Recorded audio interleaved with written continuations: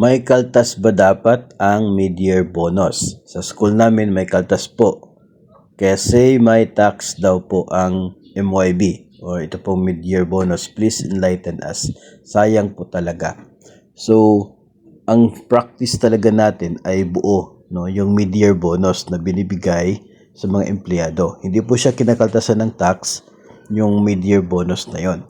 So, mas better po na magpag-ugnayan sa SDO ninyo kung ano po yung ibig sabihin at nagkaroon ng deduction sa tax. Pero it does not mean po na buo yung binigay na mid-year bonus ay hindi po subject sa rules ng tax ang inyo po mid-year bonus. Kasi sa kasalukuyan, ang atin pong mga benefits na natatanggap, kabilang po itong mid-year bonus na ito, year-end bonus at iba pa, ay dapat po hindi lalagpas sa 90,000 sa loob ng isang taon para ito ay tax-free. So kung i-add up po natin yung mid-year bonus, year-end bonus, and other na mga matatanggap, SRI, PBB, at iba pa po, no, na nakukuha po natin sa loob ng isang taon.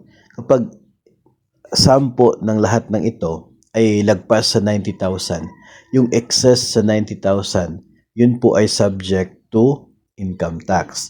So, yung excess sa 90,000, for example, kapag add mo yung lahat, magiging 100,000. So, yung 10,000 na sobra, yun po ay idadagdag sa taxable na compensation mo. And doon po nakukwenta yung magiging payment para po sa tax at yun po ay dinideduct mula sa sahod. So, yung practice natin dyan, yung tax para doon sa excess na 90,000 sa benefits ay sabay po na nakadeduct sa sahod natin. Kabilang po siya doon sa nakikita nating tax deduction. Yun po yung practice para ito pong mid-year bonus na ito, year-end bonus, ay buo nang ito po ay binibigay tuwing Mayo o kaya ay November para po sa year-end bonus. So, yung nangyari sa SDO ninyo, sila po, no, yung makakasagot. Bakit hindi buo yung naibigay na mid-year bonus at bakit nagdeduct sila ng tax galing po sa inyo pong mid-year bonus? Hindi ba included doon sa deduction sa sahod ninyo yung supposedly ay tax para sa taxable na portion ng mga benefits? Yun po ay isa sa mga dapat na maklaro galing po sa inyong SDO para po ay malinaw sa lahat. Pero yun nga, as I said kanina, yung benefits po natin ay mayroong limit, yung pagiging tax-free niya. Yung sobra sa limit, yun po ay subject to tax.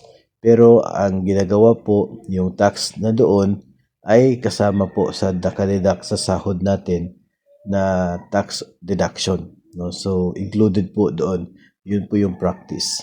So, medyo unusual yung sa case po ninyo. Kaya mas better po na makipag-ugnayan with yung SDO para mas mapaliwanag po sa inyo kung bakit nagkaroon ng deduction ang inyo pong mid-year bonus.